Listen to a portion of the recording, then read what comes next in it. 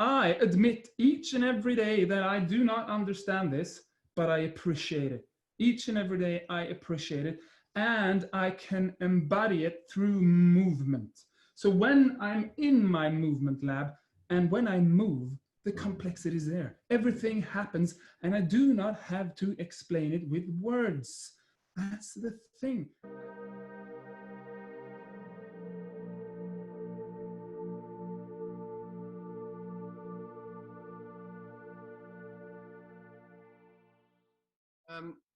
Here I am with Linus Johansson from Soma Move, and this is take 2.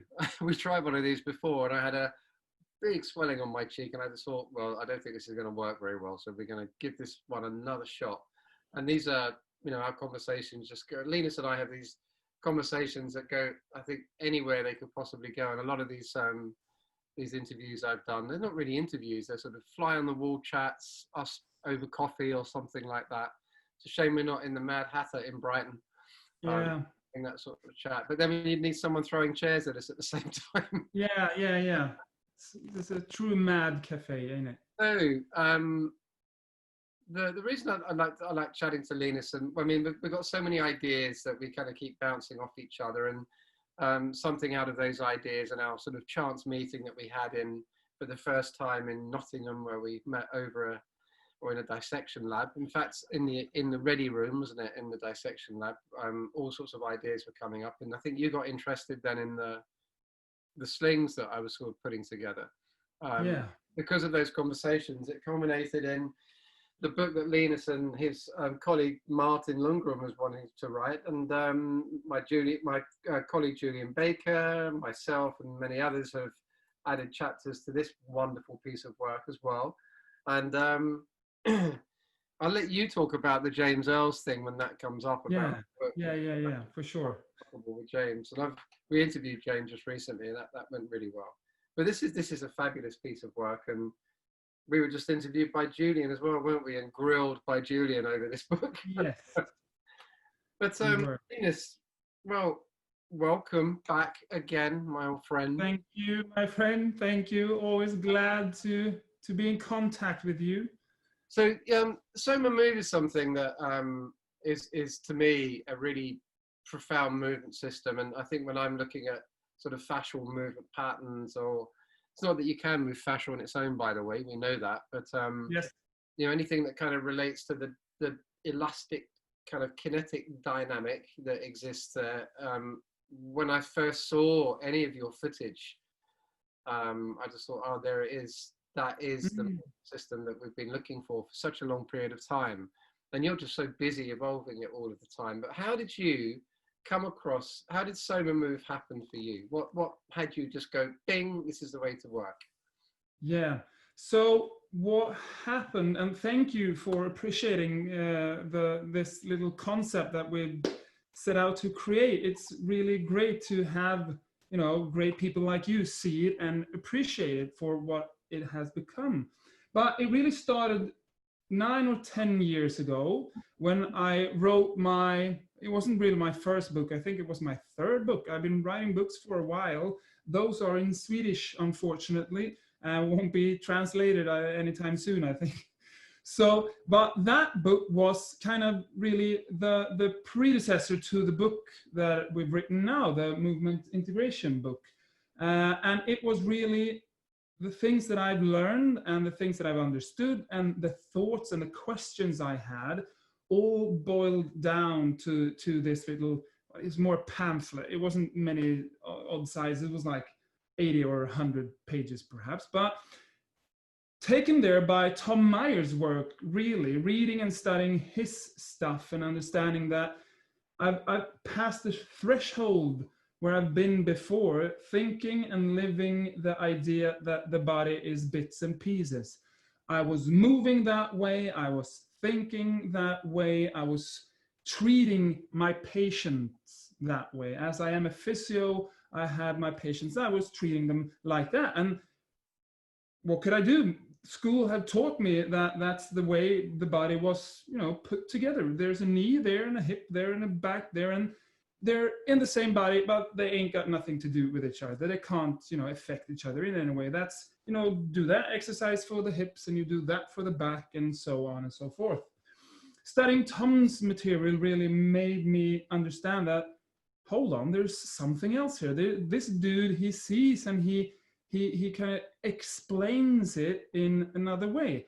Although Tom comes from the structural background, that became quite obvious quite soon when trying to take these ideas into movement. Then you had to do quite a lot of adjustments, but that didn't really do anything. It was the sheer idea that someone, wrote a book, put it out there and said, the toes connected to the eyebrow, and really took out that piece of sling, And when I saw that YouTube clip for the first time, my head went like, you what? Is that? And at the same time as you're surprised, you're glad, you also at the same time feel frustrated. What for heaven's sake, why couldn't someone told me this years ago? And then you realize that, yeah, that's the part of evolution, and things have to go a certain way. And understanding that, I also knew that I could be part of this. I could be part of this, evolution, revolution, whatever you want to call it, and transform and change the idea and the perspective we have on the human form. So been working in Stockholm for a long time as a personal trainer as well as a physio, and moving up north in Sweden, buying a small gym, a business in town, got me this place, a house, started my company, a lot of free time, a lot of spare time. And I'd just written the book, and it had come out, and my publisher said that, it was a book of principles, not of methods. So it didn't really say, if you see this, do that. It more said, you can also see it like this. But it didn't really give any methods to what you should do if you saw something or how you appreciate it. More an explanation of appreciating the body. So I can still remember this moment standing on my lawn at my house and just going, if this is it, if it's just me touching the ground beneath me and gravity pulling or pushing, whatever way you want to see it, if this is baseline, what can I do from here? And I really, went back to zero. I erased everything I knew about movement. I took all equipment away, sticks and rubber bands and dumbbells and kettlebells, left it all. This is it. This is me now and gravity. What happens if I start to move from this point? And, I haven't been doing yoga. I haven't been doing dance. I haven't been doing gymnastics. I didn't have any of that in the rucksack with me. I just was carte blanche, a white page. So I started just exploring, started moving from that, going into my body and just, trying to really feel what Tom expressed and how I've turned that into my ideas, and trying to, as the book was of principles and there were no methods. My author said, my publisher said, people are going to want to have some methods going along with that. So I felt that I needed to put the movements to the words in the book, really. So I started to explore, and slowly but surely, I started to move more and more, and it became my daily routine. I did it all the time. A small system grew, and I knew that I wanted something that, wasn't this chopped up exercise where you went like, I do this exercise and I drink some water, I check her out, then I go and do that exercise, the old gym. Because really chopping exercise or movement up is just much like chopping up the body into this idea that we're bits and pieces. I wanted this continuous flow from the first breath, when you've decided that, yes, now I'm starting to move, and from that you just flow into this endless movement. And that took a few years, but eventually I happened to run into my now dear friend and colleague Cecilia Gustafsson, who is a dancer and who is a yogi. And she came into this movement concept with her qualities, with her ideas, and really shaped it, because it was a bit thorny, a bit masculine. It didn't have those round shapes as it has now. So she really came into this 8 years ago, and with all her quality helped to shape this. And we're still at it now. We're on release 22, and we release 3 new choreographies each year. So it's been a while, and the thing that is so cool with it, it's still work in progress.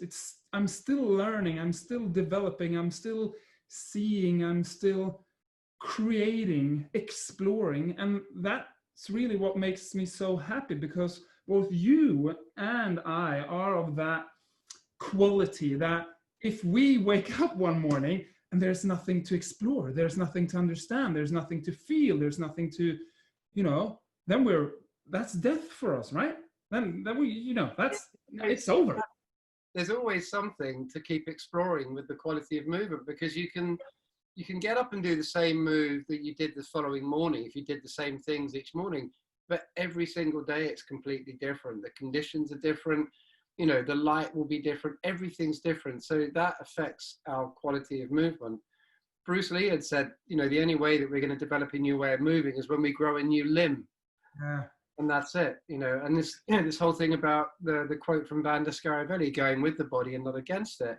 Once you've got all of that, you've got this landscape you can just keep feeling through, and it's beautifully endless.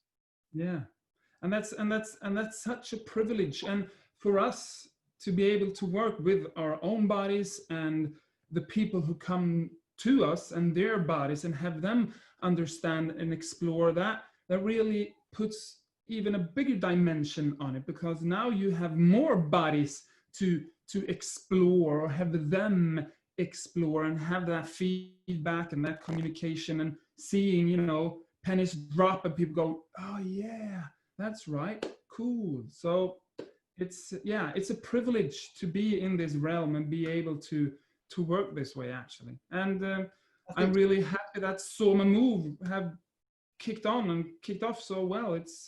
That's also a privilege to be able to do that. And as I said, I've been standing on I call this the movement lab.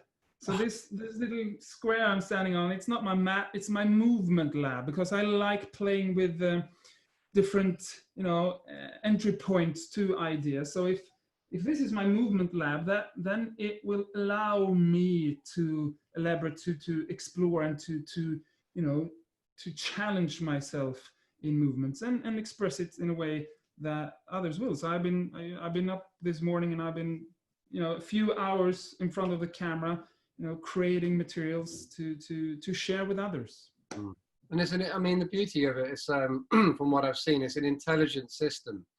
It's intelligently worked out, but it also goes with the layout of the body. So that's also intelligent. And you coming back to when you're saying that, it's a privilege to be able to pass this on to other people.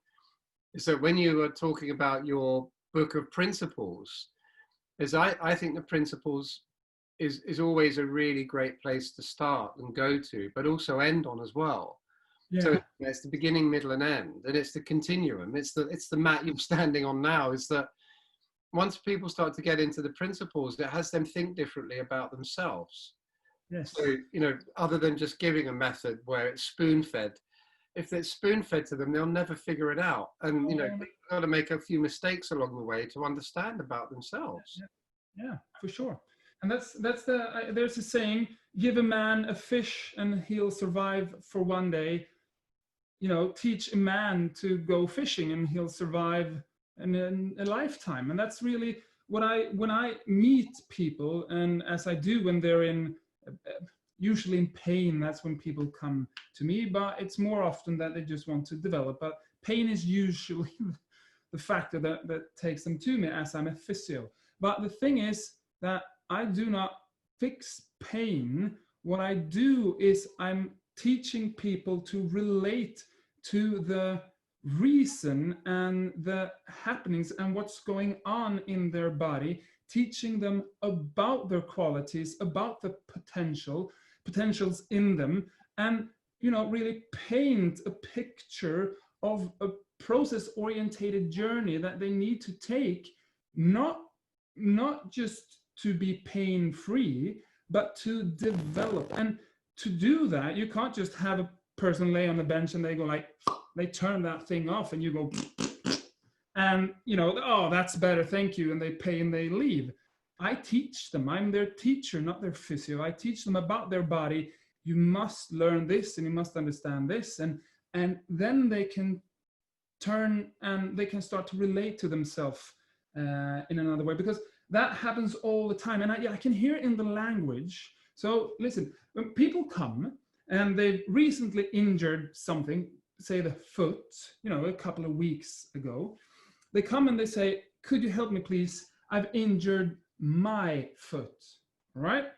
So they use the word my foot. But the further it goes, and if they've got pain in their foot for, months on, perhaps years, they come and they go, I've got a pain in that foot. That's no longer their foot. They don't use the expression my foot. They say that foot, because that's no longer a part of me. I don't want anything to do with that. If I could just, hand it over to you, you could have it for a week and, give it back when it's fixed. So they're creating this distance to their body and the areas in pain. And what I really need to and try to do is, instead of hating their body as they do when they're in pain, trying to turn it and see that, this is a marriage. You can't have a divorce. That's your body for life. You better love it, or it's going to be a painful life. And you can love and appreciate your body and still be in pain.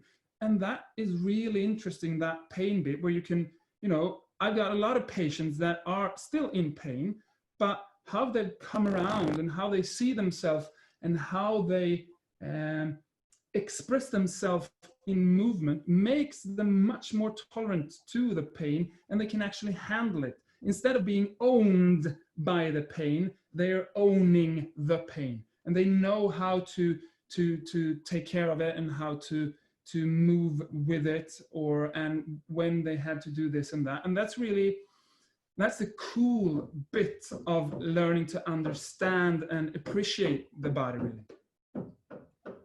I get that. That's There's some banging. We're going in Paris.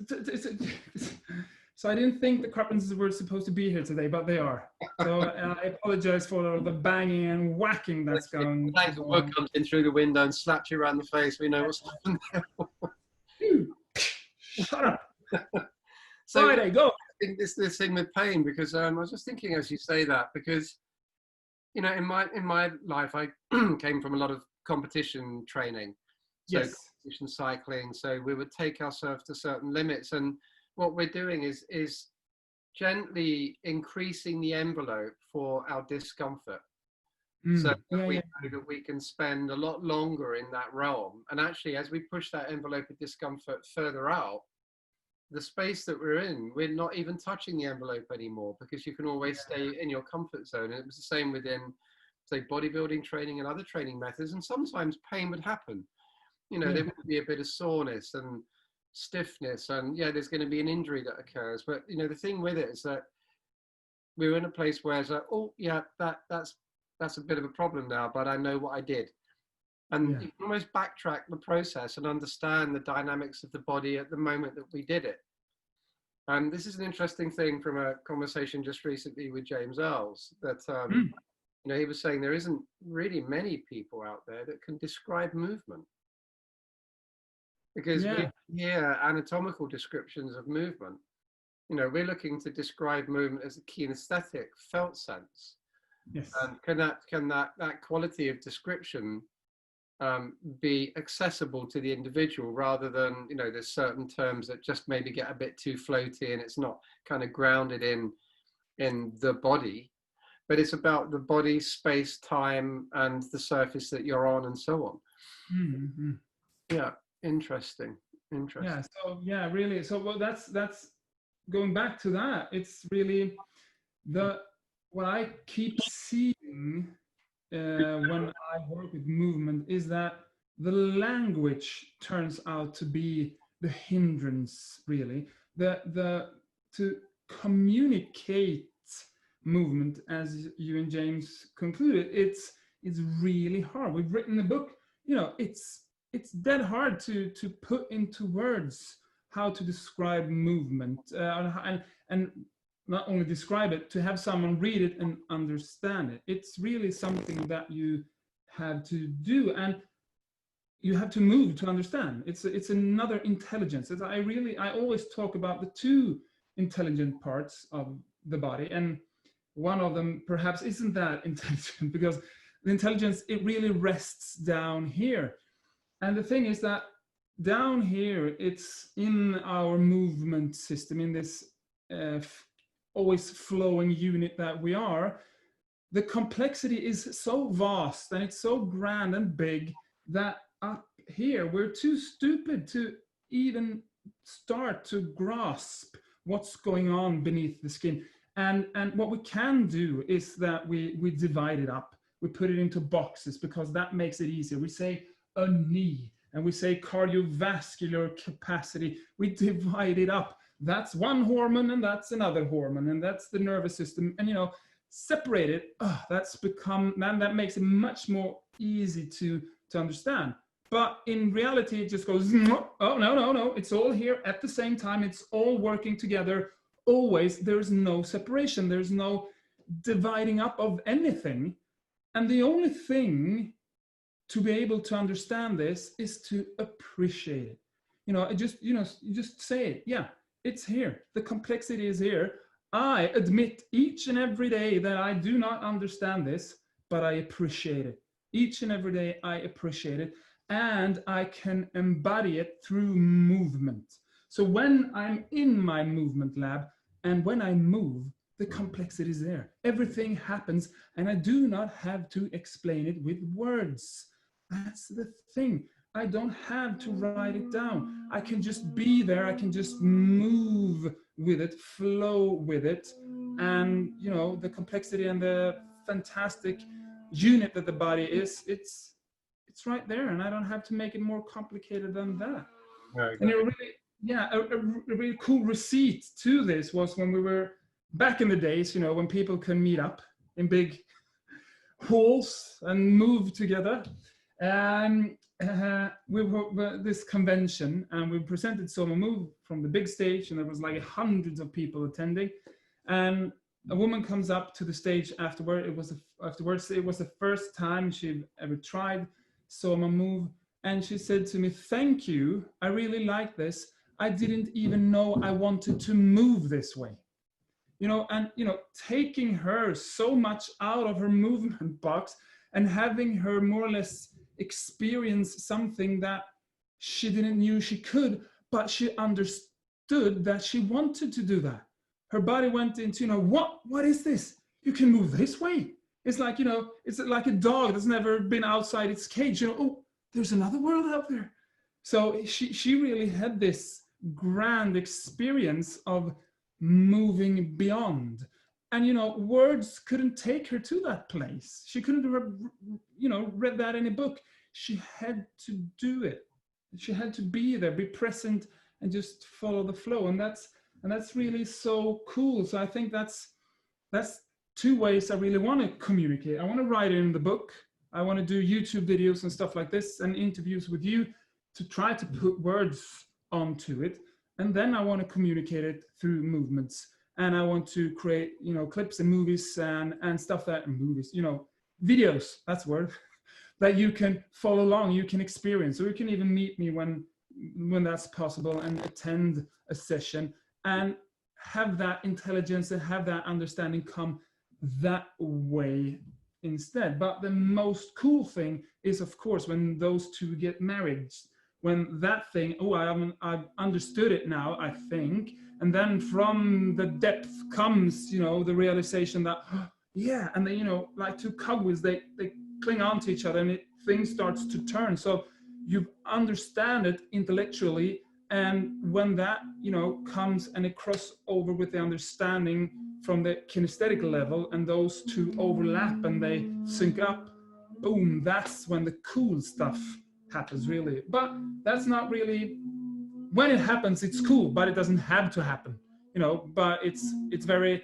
lucky when it does. But I really settle for the kinesthetic intelligence instead. As long as people come to me, move with me, get, the understanding, they can use, they can think of other stuff that they need in their life, and I can take care of their intelligent body. And I know that if I can capture them, and if I can have them come back, or watch my videos over and over again and do the movements, eventually it will go all the way up. It's a slow process, but people develop slowly through movement. You can read something and understand it right away, but that kinesthetic intelligence, it takes time. It has to develop, and that's one of my favorite words. That's what I really try to do with people. I try to develop them. Yeah, them great. That's really great. I mean, there's this you coming back to that woman, it's the expression of the self, this full movement of the body.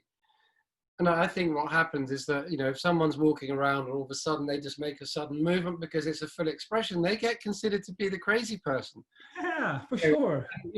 To be able to, of course, our arms and legs are organized a certain way so that we can function within our environment. And what you see any animal do is that they don't waste any effort and any energy on unwanted movement. Why make movement if it's not necessary? This is the thing.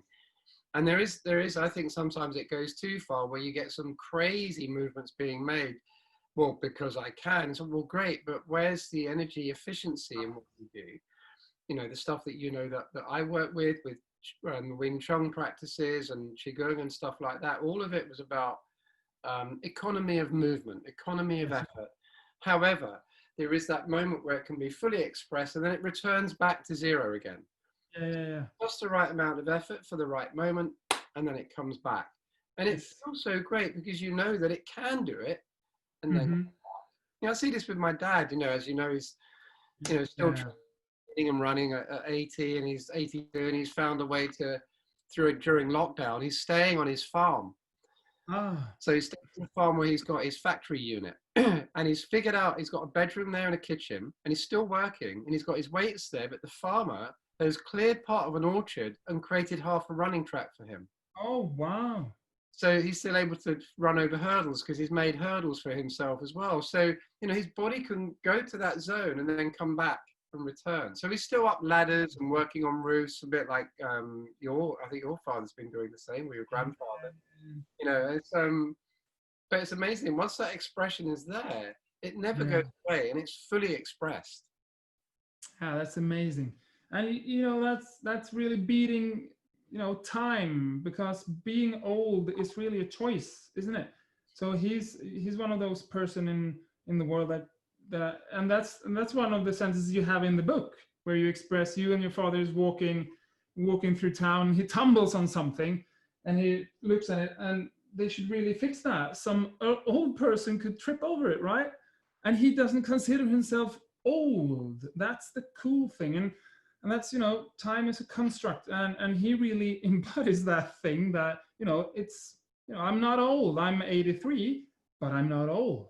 And that's really something special. And if we could, really teach the people that and have them feel that and have them express that through movements like he did, run over hurdles, that would be amazing. Yeah. There's a quote by James Oshman that I use in some of my slideshows. Excuse me, and he says movement is our birthright. It's the birthright that we have to move and be fully expressed. And I think it just gets stifled. I think a lot of people can be embarrassed to move so far. I mean, you might find this as well, that if I have people in a class, and let's say we're looking at maybe some yoga schools that I might teach at, where they're a little bit more organized in their principles, but then they're organized in their body. So everyone gets on their yoga mat and they don't move off it. and I get them starting to move around and roll in different ways. And all of a sudden they start looking at each other. Is it okay to come off my mat? Yeah. Am I okay getting out of my box? And what does it mean if, you know, this means nothing to me because my arms are going over here and over there. This is not an organized movement. What, I'm not being told what to do. So no, don't be told what to do. Let the ground and your shape tell you what to do, and you'll end up with something. And Yeah. if you find a yoga posture on the way, just stop there for a moment and hang out in it, and then move on again. And it's interesting because they almost feel embarrassed to do it. Yeah. So that's so that's really I read somewhere that people that say that they're doing yoga, are they really, or are they only doing asanas? So that's the thing, you know, just being in different positions, you know, following your teacher and not thinking outside the box and not asking any questions, just taking those different postures or positions, and, you know, following a regime. It's almost like, you know, being in the military again. Are you really doing yoga? Because I do believe I've attended your yoga classes and they have been something out of this world. You embody the idea of exploring. It was Brighton a few years ago when we were there in your place, and, you know, it was 2 hours of constant exploring. It was truly profound and utterly something else. That was yoga as at its real core, and not that this, you know, power yoga thing that has developed, that you know, the fitness industry has taken to them, that, you know, we follow and we do, and but no questions asked. This was your yoga session. It was one big question. That's what it was. You know, kept on exploring and presenting. Instead of saying, you said do like this or do like that, instead you said what happens if, and can you, and everything was followed by a question mark. You know, every invitation was an opening to keep on exploring, and we were like 8-10 different bodies in there, and having that attitude of inviting and really serving questions, what happens is they land in each individual body, and that body can take it from there, and, as you said, follow their shape and follow their need and their potential, and find that perfect place for them, instead of everybody, you know, being like molded to do the same thing. And I really what I try to do, and I can so remember that moment with you really inspired me. And what I boiled it down to, and how I express this through Soma Move, is that it's your body, you do as you want to. It's your opportunity to meet yourself in movement. And you should mix two feelings really when you move. The one feeling should be that you're challenged in the movement you do. But the thing, at the same time, you should be successful. And can you balance those two, of feeling challenged and yet successful? It's like balance it on the tip of a knife, really, and find that sweet spot. Because when you find that, you're not pushing your body too far, but you're pushing your body enough to have it understand that you want development, or either flexibility or strength or coordination or balance or whatever it is. But each and every time you do it, you come out of it and you feel successful. You can do it with grace. You can do it with what looks like ease and great, you know, a great movement. It should be beautiful to watch. And I actually had a Soma Move session last night with a small group, and what I had to do to make them understand this was that I had to have them relax in their faces, because coming out of a movement and, you know, making that face, you know, that then there's something, then you have to adjust something. And what the key that they were given is, can you do the movement without having more than an expression in your face of calm, and, you know, that small Buddha smile where just, you know, it's, you're not angry, you're not laughing, you're just somewhere in between, have this soft expression in your face and still do the movement. And then they have to, you know, few of them had to back off a bit to be able to gain that, to be able to do that. And that's when they really land on those two pillars that I have constructed or formed, that I am challenged, but I am still successful. And I believe that when you mix those two in each and every movement you do, your body will reward you with development. It will grow, it will become stronger, it will become more flexible, whatever you're after, but it will do it in its own pace and in its own growth abilities, if you like, because each and everybody body has different potentials, and you have to invite each and every potential. And you did it so beautiful in that yoga session that we did in Brighton. And that inspired me for sure. Yeah, well, thank you for that. There's I remember the days of my sort of bodybuilding training as well, and especially at this sort of intense gym that I used to train at in North London. And there was a basement area to that gym, and that was, you had to earn your stripes to train down there, because it was the light bulbs hanging from the ceiling, and kind of a smelly old gym, as it were, but it was a beautiful place. But it was silent, it was really quiet, there wasn't lots of grunting and loud noise. And the one thing that we noticed is that the faces were calm. There weren't people grimacing like you see them on the front of magazines. And we were taught to really let the face relax back. And that changed everything in how we then started to approach the quality of our training and our movements from there. And it's almost where it was a moment where the brain could melt itself back into the body, and the body could kind of engulf it slightly. There was this sort of interesting melding of the two. And it's, you know, something that was stayed with me through when I developed natural bodies and the training methodology, you know, or the principles, let's say, or philosophies of movement, was constantly finding this place where the first action of anything that we would do is to keep the face calm, and then when the hand meets metal, is it melds with it.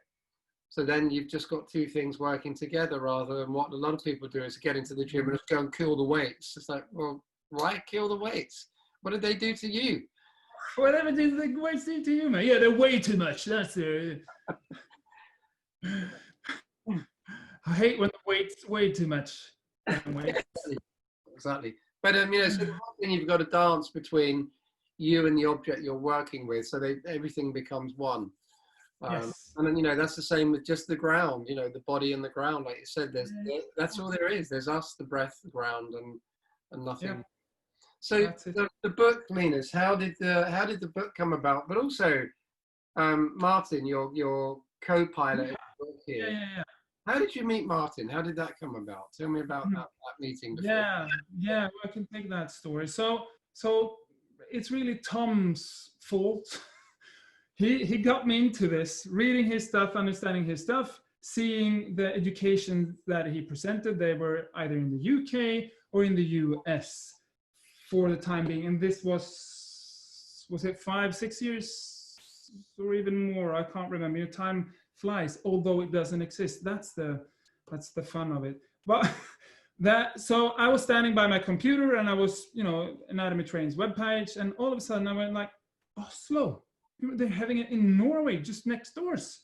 And I was like, hell, I just, you know, and so I went there. I took what was the 4-day course, was like the introduction. And then you could just do those 4 days, and then you could take the other if you wanted to. And, you know, the time and the money going back and forth, you know, it was an entire year. And I was like, yeah, I better do the small kids, all that stuff.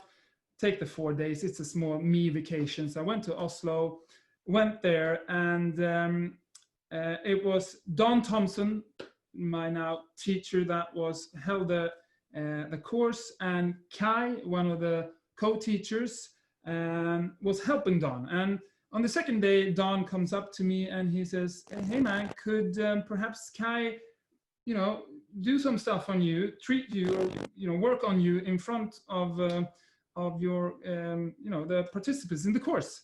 And I said, yeah, for sure. And I was like, back then I was a bit, how should we put it, crooked. I was like bent on the middle. I had a leg length discrepancy that was, you know, immense. I walked around with this thing in my shoe, and I stood in front of the class, and I stood like this. That's how I stood. My hips were jammed against my arm. I was literally like, I'm not over exaggerating even. It's what's like this. And Kai, he looked at me, he had turned me around, he had me at the table, he worked on me, and I stood up and I went like this, straight like a pine. And I was like, and you should, the sound in the room, I was like, and then I realized that what just happened? What just happened? He reorganized me within myself. And I went like, where do I sign up for the rest of this stuff? Because I had to learn this. So I took the entire course, of course. So I asked Don when leaving Oslo, is there anyone in Sweden doing this? And he said, yeah, there's one dude, it's Martin. So I got a hold of Martin, and we started to communicate, and we met up and we worked on each other, and he was my support and my, you know, really colleague, and he helped me through the education as well. We've had, you know, hours and hours on the telephone, and we've been meeting a lot, and we've had this idea of creating something, and he came with his input to this, and really what Don presented through Tom and the Anatomy Trains education was structural integration. And James were there, of course, and there were some movement in relation to the structural work, but it was second to none, really. It was like nothing in comparison to all the structural work. Nothing bad about that, but I'm a mover, so I started to take what I've learned and you know, got it into movement instead. And together with Martin, instead of structural integration, it turned into movement integration. And that's really what I say that I do. If someone asks what I do, I say I reintegrate movement into bodies, either through Soma Move sessions or individual meetings where I see where the potential resides in a person's body and where I can create more movement in a certain area, and how I can reintegrate it so the whole system buys it and adapts to it and starts to use it as a new, more energy efficient way of moving. And as I said before, that necessarily doesn't take away pain, but what it does is that it develops a person, it creates a new idea of how to move and be in your body. This is where this is interesting, because you know, I think when we met, we're on a similar track, because I went through that training when it first started in the late 90s, and I was coming from a movement perspective. So it was interesting to sort of I would put my clients in movement whilst I was doing the work on them, and have them, so if my hand was in one place, that would stay there, they would move around it. And eventually I ended up doing a whole series of the 12 session series. Oh, it's the first time that's ever happened on my computer. Oh, hang on a second. It went full text. Never had that before like that. I have to disengage that, won't I? The movement practice would be the practice I would do the 12 sessions with. So I get them moving, following those particular dynamics, rather than doing the manual work. Yeah. Which was quite interesting. But it's so, you know, the thing that was really exciting is that your movement integration book really has just gone to a different place. And then you had James review this, didn't you? Yes. So that's the story in itself. We be 2 years ago on the British Fascist Symposium. That's really spot on 2 years ago. We met with John, who from Lotus Publishing, that's the publisher of the book, and James, he was also there, and we asked him to write the foreword for the book, and he said, yeah, sure, you know, I had to read it first. And then we went, yeah, of course you have to read it first. So last summer, when it was more or less ready, we sent it to James to read and to write the foreword. And you know, everything was good and happy days. And all of a sudden I get a message from James, more or less saying, "What have you done?" I was like, "Sorry, you what? What is this? What's this book? What have you done? What is this? I can't understand it. What are you on about?" And he was, you know, he was aggravated. That's he was a bit mad, really, on what we've done. So to defend him, what he got was the copy that was just, you know, a Word document, just text on end with no images and no really editing. So we handed him the more or less ready PDF of the book to read, and that settles stuff when he got images. But he had questions, and he was, you know, asking us, and he was really demanding us to answer why we were walking away from the expression used, that he and Don had taught both me and Martin during the anatomy training courses. And we politely answered all his questions. So we had a long communication spanning over a couple of weeks during last summer. And as he mentions in the foreword for the book, because luckily he came around and came through, and he wrote the foreword for us. And you really have to read the book both 1, 2, 3, maybe 4 times before you fully can take it to, because it is a paradigm shifter. It was intended to be that. We wanted to, you know, this book is supposed to be the stone that shatters the glass of ignorance, really, you know, blocking the ideas of it all being connected and not bits and pieces. So it is really questioning, and it's, you know, putting what we think is true on the line and really questioning it, and giving alternative perspectives and answer to it. And because both me and Martin and all the other authors comes from that old paradigm, and we've gone into the new one. We've got one foot in the old and one foot in the new, and we can relate. You know, we can sway in our the way we explain stuff, and we can grab stuff from the old way of seeing it and put it in the new light and see and say, can you see how this is really not fitting, and it can't really be expressed this way if you want to reach this result or end up here.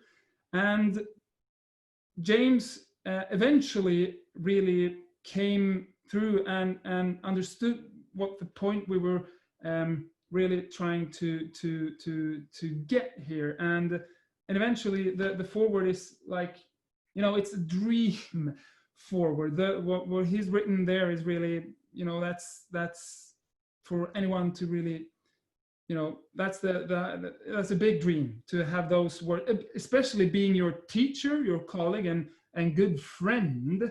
That and by saying that, he could have just gone, you know what, forget it, I don't want to write for, you know, that's stupid, and he just could have left. But what he did, because he's a, you know, he's a great guy and he's a big person, what he did was he questioned us instead. He went to us, and just like Julian Baker, like he does, he really turns and he hit us with the questions instead to really test us. And what actually, a lot of those questions really shifted a few ways we expressed stuff in the book. So he was a big part of you know, finishing the book by his questions. So I thank him for it, because he kind of, you know, summed up and closed the work really with his questions and that great foreword that he wrote. So that's really cool of him, not to just step off and just go, these guys are nuts, and just stay and see what's this, and keep on, you know, pushing us until we, you know, came to this understanding, if you like. And so that's really nice. So I'm going to read that part of that forward. Yeah. It's really quite powerful, because it just, from the very word go, from the get-go, it hits you between the eyes. This book should come with a warning. What a great way to start. It will challenge and eventually change the way you see and understand the body. I mean, what an amazing opener. Yeah, so that's you couldn't hope for anything. No, You know, I think that's one of that. the most amazing openings. I mean, it was such a incredible surprise to hear that after, because you got in touch with me and just said, "What's happened? What's James? You know, what's going on here? I think we've lost James." And you know, then you explained what had gone on, and you and Martin, of course, you did the work, and then you came back and said, "Look at what James has written," and that was. Yeah, that's those 2 weeks. I was on my toes. Just frozen. You had to read it, and the thing is that during these weeks, the communication slowly turned, and you could see that he kept on reading the book, and he understood what we were at and what we wanted to get to, and through his communication, you could really see that he turned in what he actually thought of the work we've done. And then there was this radio silence. It was just dead. It was complete silence for a few days, and then boom, a Word document just hit, and I was like, oh. And the first line I read was, "This book should come with a warning," and my brain just went, "You what?" And I think I've read this forward like 100 times, and that's really when I, if I ever feel, down, a day, I just pick up the book and I read what James wrote, and that really picks me up. Well, that's really great to hear. That's great to hear that, and also it shows that this is making a difference as well. A lot of people are quite excited by this, and it's been a privilege to be able to add my piece to that. But also from a conversation that you and I are having at this crazy cafe in Brighton. Yeah. This word has evolved, ensomaticity. Yeah. Tell us about ensomaticity, because it's great. All right. Yeah. Through the process, which was lovely to sort of see. Yes. So it was really in Nottingham when Julian told us that anatomy is from the two Greek words ana and tome, which means to cut up. So the word anatomy means to cut up. It has become, when you say anatomy, people think, oh yeah, it's the it's the idea of how the body is built up. Oh yeah, that's what we've taken it to, but what it really means is to cut up. And the vision I got was one Greek man standing over another dead Greek man, going at it with a knife. And the third Greek comes along and asks, "What are you doing, mate?" And he was like, "Anna told me this, dude." And he was like, "I'm cutting up this dude." So that's really how it came about, that word. And what happens now is that people are trying to take it into this more holistic or unifying way of expressing the body. And they say it's functional anatomy or it's holistic anatomy or whatever. But the thing is, what keeps clinging on to that is anatomy, to cut up. Why my idea was that we must take that word and leave it where it should be. There's nothing wrong with anatomy. Anatomy fits in certain realms. So anatomy has saved the life of both my grandfather and my father due to the knowledge and what that provides and gives the ordinary surgeon, so he can go into a body, so he can cut up, he can remove, he can mend, he can fix, he can return, he can sew up. That's perfect. But that's really where anatomy is at its best. What we do is that we move. We don't work with people almost dying, and we don't have to mend them in that way. And using the expressions that were bits and pieces, like a surgeon would do when he's sewing or opening or doing his stuff, it doesn't fit the ideas that we have. We need to have this expression that allows us to leave anatomy altogether and have that be in that perspective. Tom, for sure, gives that, but he keeps on clinging on to anatomy in his expression. He uses muscles as descriptions. Yes, more like postcodes perhaps, but still in, and I really wanted to take it all the way, being something new. And for that, you need a new word. So we were at the Mad Hatter Cafe, and I've been searching for this word forever, and I had a few ideas. It has to be a Greek word, so stemming from the same background, really. It has to be a word that no one's ever heard or used before, and it can't be made up word. It has to be an actual word with an actual meaning. Being at Google Translate, English to Greek, writing integration, and boom, in my face pops enzymaticity.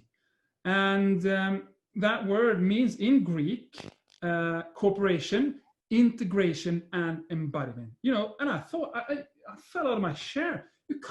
Are you serious? There's a word for this that really captures everything, and it's there, and I found it. It was like finding a diamond in the dirt. It was like, there are a few times in your life like that, on the lawn when the kids were born, and when I found the word enzymaticity, they are etched into, and this word is something that we've taken into this book, given an expression around, and also an artwork that we're trying to really show, because what people need is to visualize as well.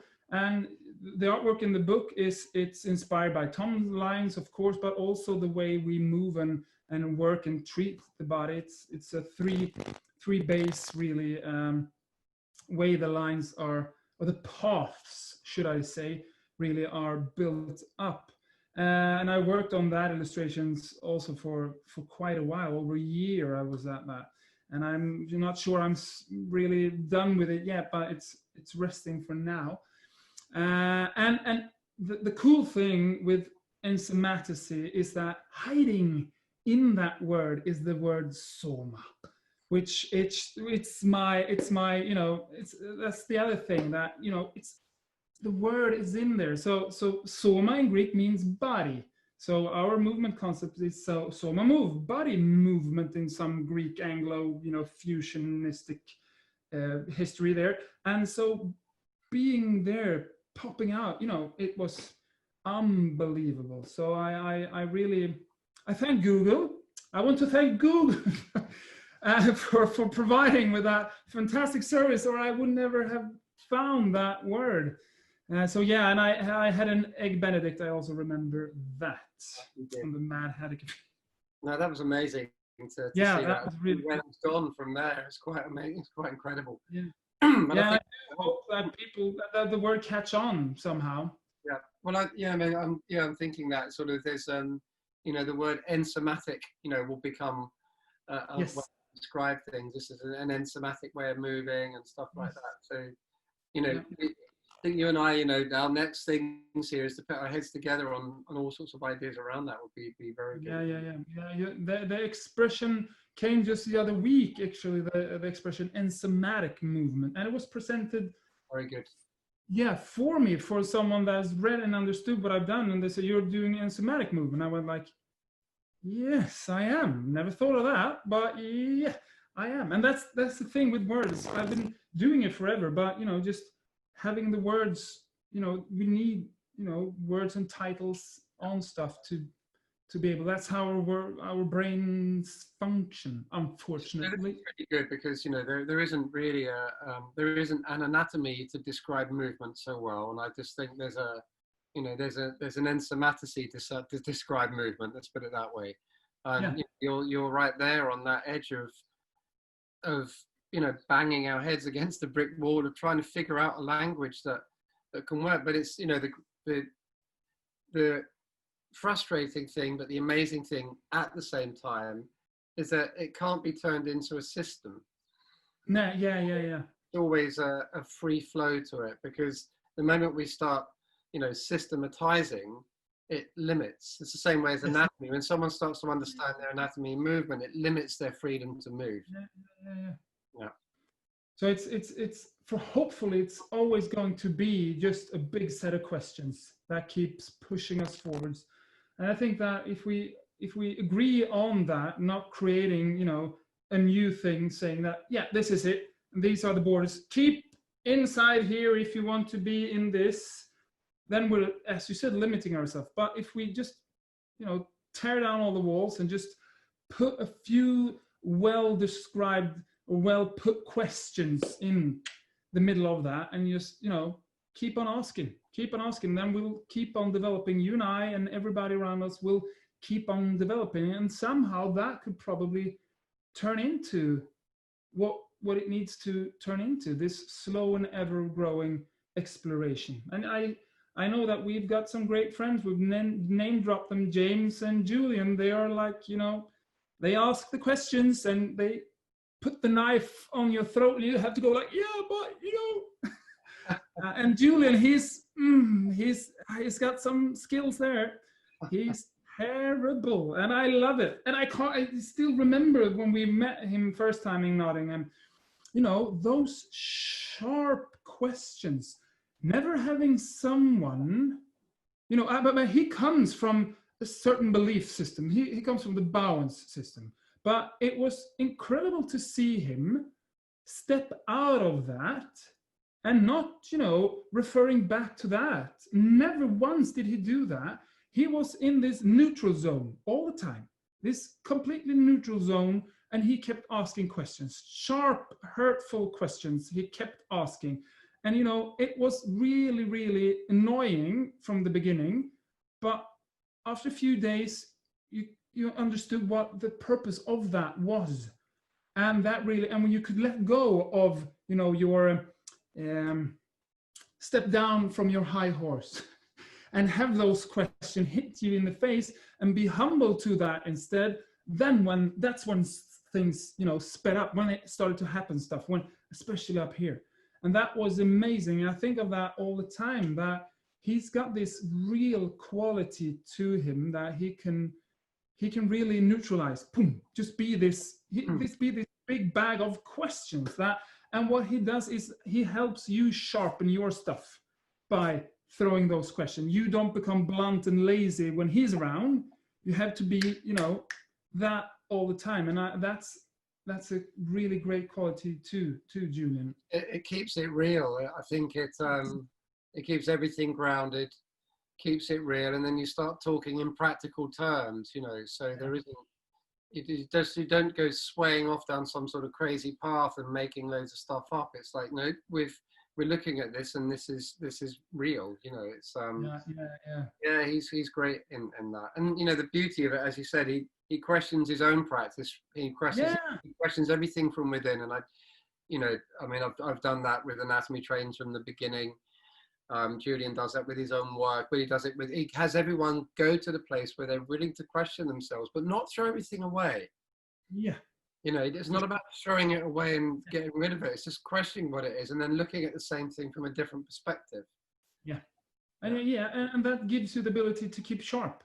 Yeah. Not, really. you know, not become blunt and lazy. Just, you know, that, and that's amazing. That's really amazing. Okay, my friend. Wow, we've been at that just very easily for about an hour, I think. Yeah. It's gone quick. Time flies. Keep doing that. But I've spoken to Rupert, you know, I've interviewed him and Ed, my friend Chris Lechner as well, and Stephen Braybrook, which has been great. And we're going to get us all together. So we'll do a big one of these together, and we'll just sort of, we'll ensomaticate the hell out of it. That's going to be a meltdown for sure. My God. And just explore all sorts of different ideas, you know. And I think, rather than the word anatomist, we can be ensomaticists. Well, that's like I'm an ensomaticist eating a banana. No. Okay, my friend, thank you very much. Thank you.